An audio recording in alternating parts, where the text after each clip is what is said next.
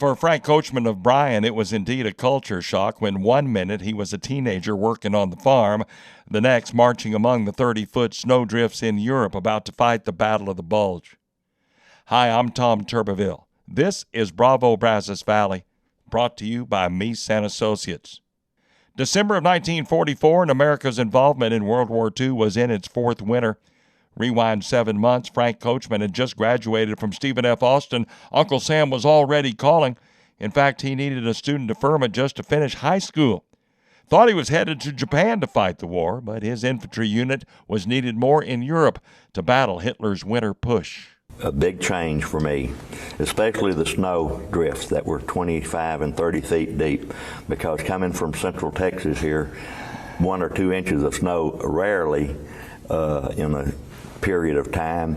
1 inch compared to 25 or 30 feet, there's a big change. It wasn't long after arriving in Europe that his unit was placed under a new command. The unit that I was in, the 79th Infantry Division, we were in Alsace at that time. That was my first venture into combat. We were traded to the British 21st Army Group up in the northern part of Luxembourg and Belgium and Holland. That was quite an experience because that was a different command. It had a different structure and all. And you may want me to tell about having to sleep on rooftops. Yeah, indeed we do. It was real cold.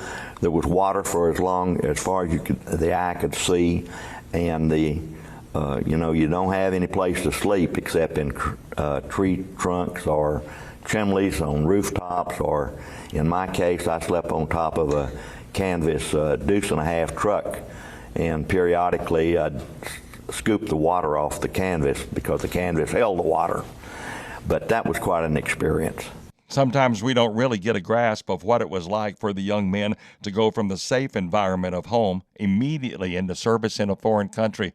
Frank Kocman certainly remembers. Just coming from Brazos County, a small community, not having been associated with a lot of people, and getting into the Army and then being over there, seeing new countryside for the first time ever in my life.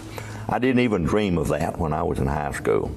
If you think you know Frank Kocman, you're probably right, because he was a ticket taker and head of the ushers at Kyle Field for most of his adult life until he retired from that job just a few years back. Next week, Frank Kocman will talk more about his service in Europe. I'm Tom Turbiville. This is Bravo Brazos Valley, brought to you by Meese & Associates. If you are in need of legal services, please consider calling Meese & Associates Attorneys at Law. Meese & Associates, an involved community partner. Meese & Associates, attorneys who care about helping you and helping our community. Call us at 846-9608. Licensed by the State Bar of Texas, not certified by the Texas Board of Legal Specialization. Meese & Associates, attorneys at law, 846-9608.